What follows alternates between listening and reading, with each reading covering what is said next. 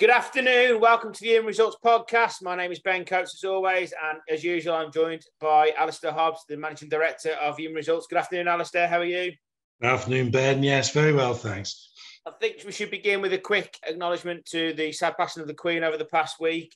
It has brought up some HR questions, of course, which we are going to answer in a blog. I think certainly we should just acknowledge that, the passing and the sad occasion there is in the UK at the moment. Yeah, indeed, Ben. I can't have anything that hasn't been added by a myriad of commentators in the last 6 days, 5-6 days. It's been, yes, it feels quite strange. We've all, I'm in my mid-50s and have known nobody different, which has been a constant presence. And whilst I'm not a flag-waving royalist in any way, it is sad. And it's such a public display, and seeing things like that vigil at St. Giles's Cathedral in Edinburgh, where my daughter actually lives, seeing things like that, very somber, dignified and very public occasion like that. And you have to feel for those that have to carry on, who will be grieving personally, and we shouldn't be disrespectful for the many millions, no doubt, who feel a strong sense of personal grief. And yes, it has, of course, thrown up issues. Another bank holiday. So many larger employers especially have been quite quick to be supportive of it. Others, like Centre Parks, seem to have created a bit of a PR debacle for themselves in the last day or two. But so many smaller companies, and that sort of SME size business who've already carried the cost perhaps of the Platinum Jubilee extra day, they're faced with difficult decisions.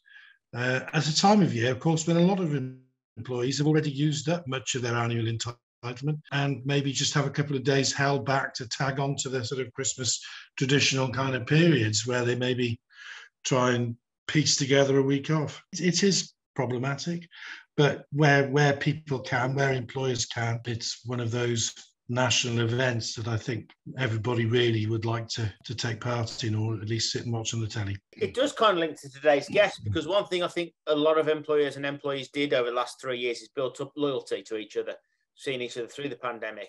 And a lot of that, of course, was based from working from home. And today's guest, we have Paul Owen of Sales Talent.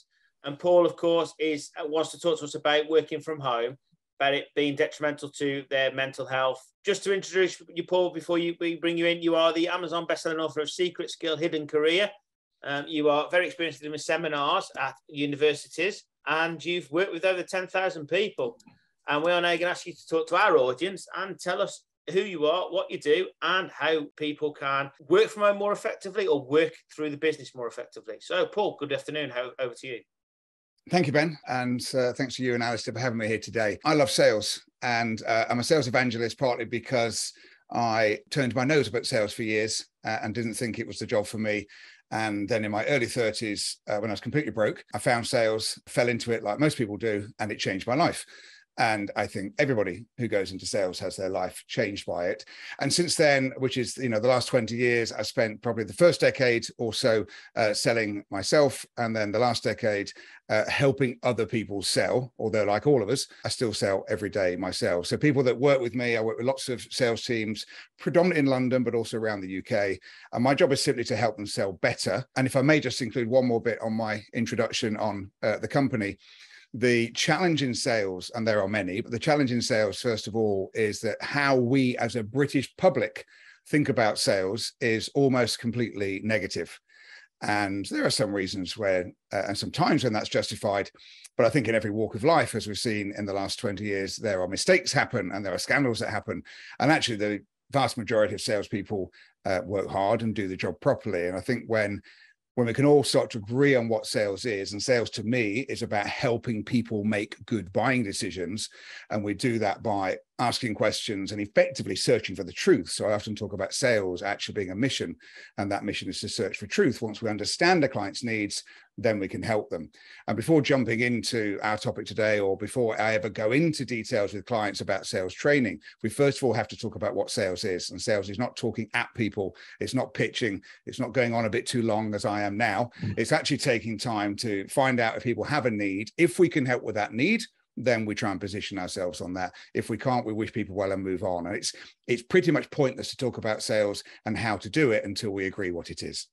I think to summarise that as well, Paul, I think you'll agree, it's about building relationships, whether it's a 5-minute relationship or a 20-year relationship, it's all about knowing the person you're selling to. Absolutely. And then you asked me about working from home and the theme of today. Listen, I don't claim to speak for the whole world. I work in sales almost exclusive. I work with a few other functions where they want to improve their communication skills, but 95% of my work is with sales teams. And I think through the pandemic, what happened is we learned that we are able to work from home successfully. And I think what's troubled me in recent times is that just because we could do it doesn't mean it's the most effective way to do it. And now that we have a choice about it, I think that the argument has very often been quite one-sided. And it's been a universal good of working from home, which is, not commuting, more family time, work-life balance, which effectively are all the same thing. It's the lack of commute which creates that. And I get it. But I don't think there's been enough talk, and that's why I was delighted to come and join you today in particular, about the potential downsides. And the potential downsides for salespeople in particular is that in most cases, not all, but in most cases, salespeople tend to be extroverts. And what's, I think, often misunderstood about extroverts is not that they enjoy company, it's that they need company.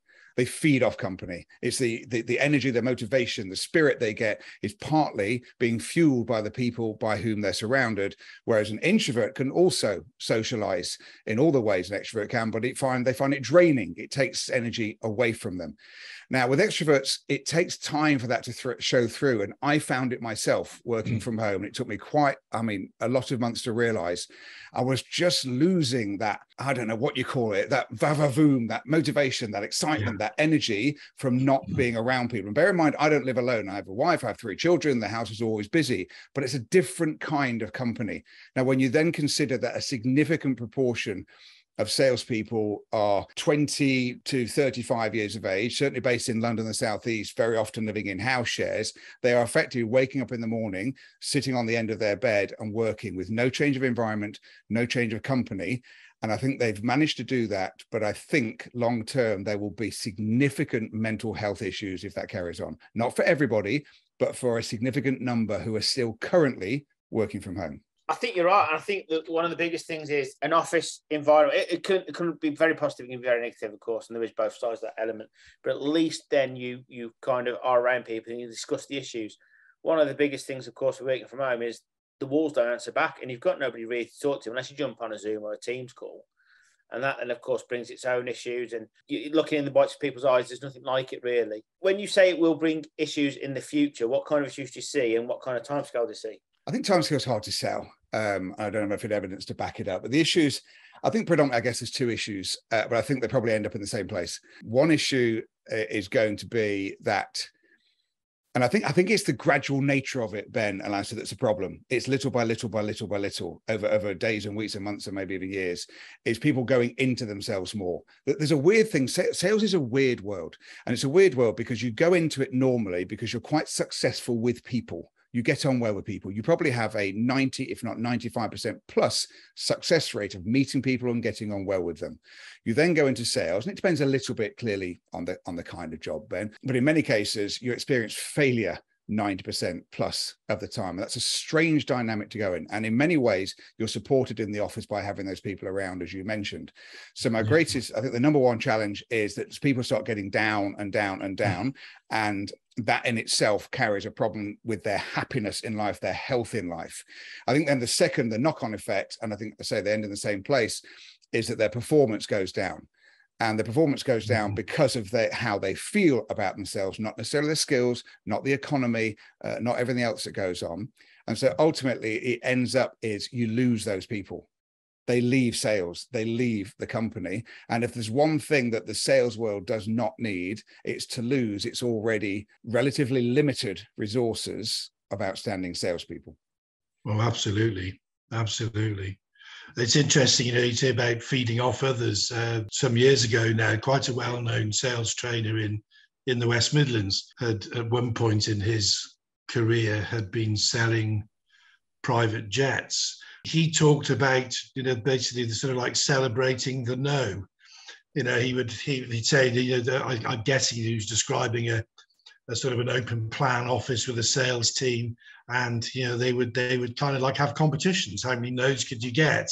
Big ticket items. It's not like you're selling the daily press. These could be big ticket items. You're not going to land successfully on a continual basis. It's you've got to keep positive, haven't you? So I can imagine that sitting on your own without the support of others, seeing failure, learning from other people's experiences. And I think it's that learning, especially amongst those that are more inexperienced. I think a lot of HR people in short-term basis, perhaps, especially in places like London and large commercial centres, the ability to offer hybrid working or indeed largely home working is it casts that talent pool net out a lot wider and gets people geographically well out of your range normally, who would never think about spending the 12 or 15 grand a year plus commute.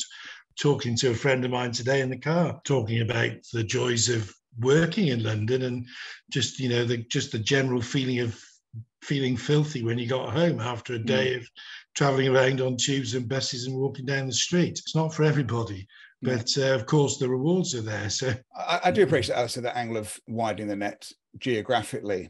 I wonder, and I've not thought this before, it's been prompted by what you just said, so forgive me for the 10% thought through idea.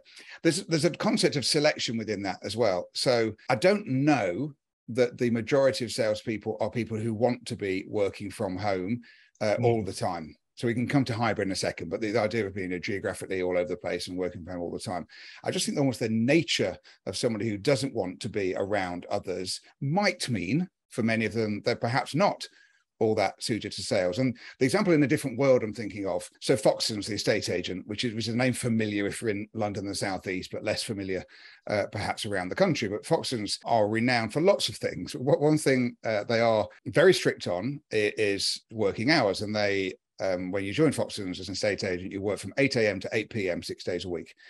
Which is torturous. I mean, they're pretty tough hours, right? And I remember, and I don't know Foxtons particularly well, and I'm neither speaking ill of them or well of them, but that straight away, when I looked at it, I thought there's automatically a selection criteria that's going on there before you've even walked through the door for the interview. So it's 6 days a week, for 12 hours a day. So immediately, anybody for whom that doesn't appeal for whatever reason, let's face it, there'll be plenty for whom that doesn't appeal. You don't even walk through the door. I've worked with sales teams, and sometimes I don't really get involved with recruitment, but a client might talk to me about advice on recruitment. I helped with a couple of sales management positions recently with clients, and they talked about a sales manager saying, well, I don't mind coming to the office sometimes. And I was like, that to me is a massive red flag. Because if you want them to be a leader and you want them to be in the office, the fact they don't mind coming in, no, I want them to want to come in. And I'm not forcing them to do that. It's just the wrong match. If they're not gravitating towards being there as a sales leader, they're probably selecting themselves out of being the right person. Salespeople have to be hungry. That's obviously the key to sales. And they need to be sponges. They need to learn every single time. If the mental health is not as it should be, they're not going to evolve as a salesperson. As we all know, if you stand still, you're kind of going backwards, aren't you, Paul? Yeah, you are. And I think on that point, and one you mentioned earlier about being around the office and learning from others around you, there's a fluency to sales. When by the time you go into a sales job, you probably didn't even get the job unless you are a relatively good communicator. All right. Normally a bit too much emphasis on talking rather than listening, but that can be trained. But then you go into this new world, and whether it's tech or finance or property or whatever it might be, you don't speak the language of it yet.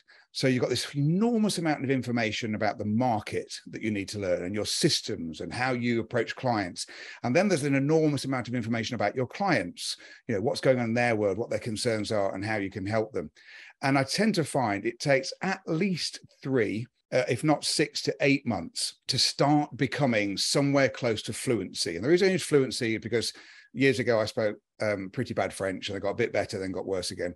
And I tried a couple of other languages. And when you're not very good at a language, but you speak a bit, what you're doing is translating. You're thinking in English, you're translating to French, and then you speak, and then you hear them and you translate back. You can't have a conversation at that speed. That's what happens early in your sales career. You're taking on board what a client says, but you're taking so long to process what that leads to that the conversation is stilted.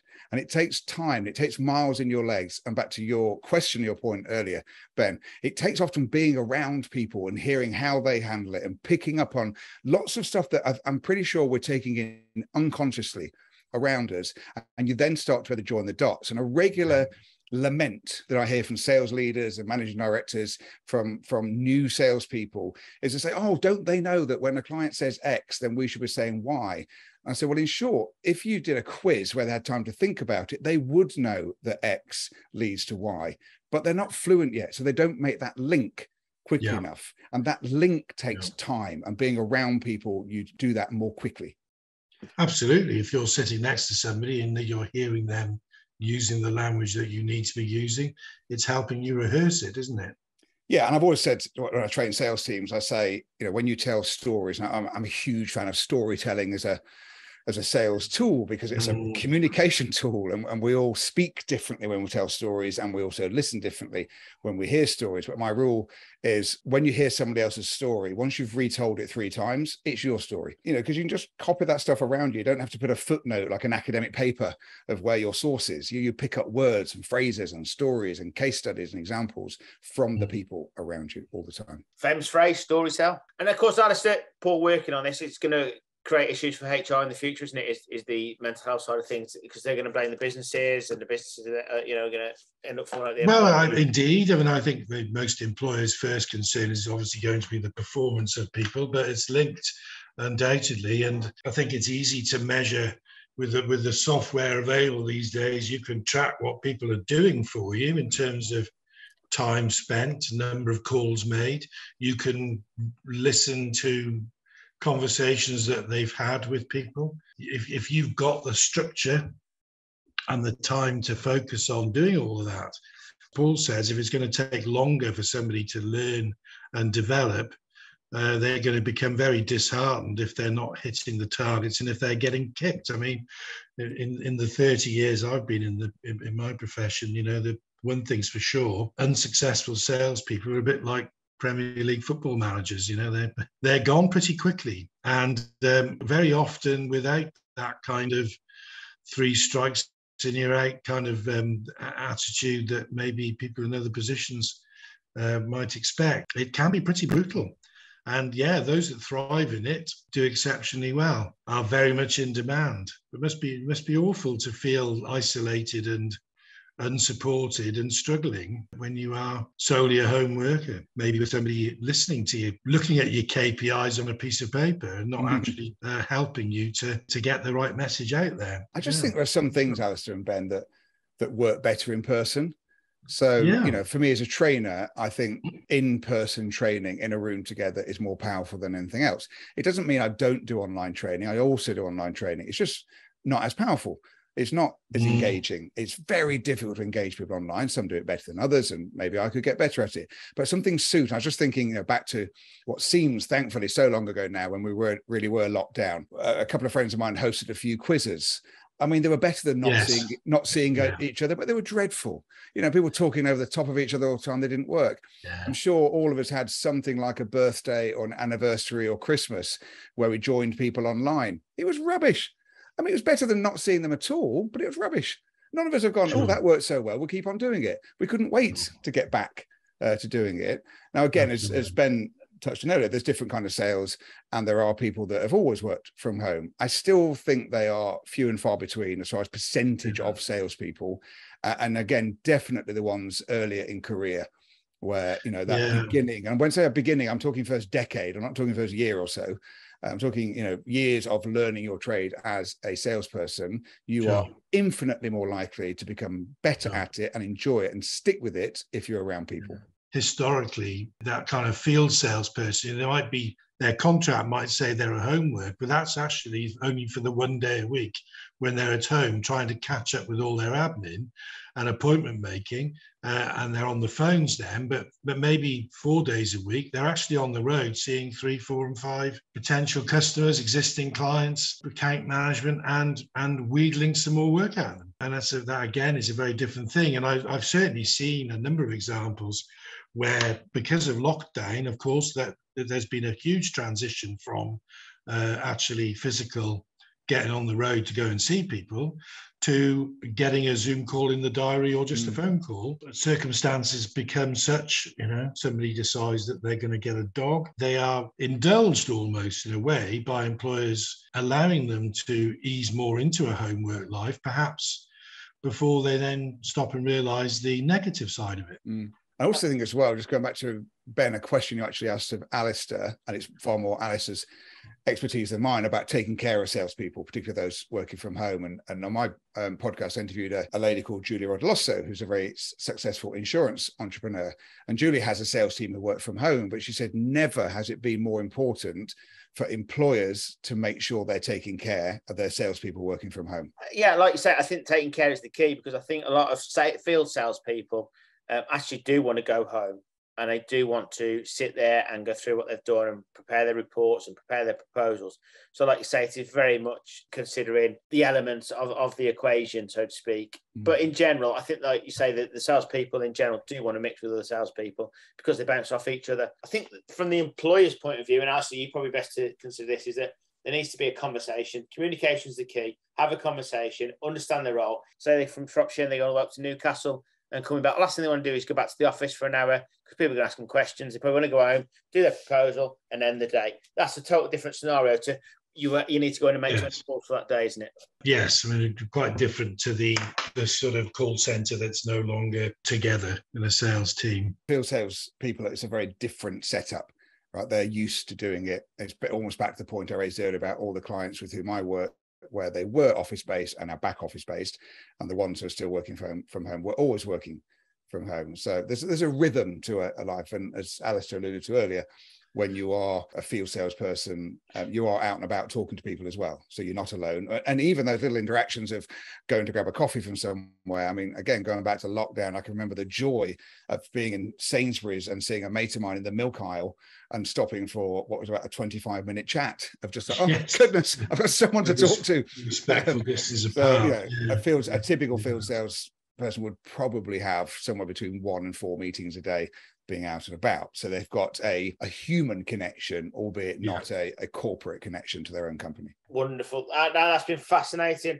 Alasdair, how are things in the HR world? I mean, we are coming to September. Parliament obviously are back. So new HR laws will be considered.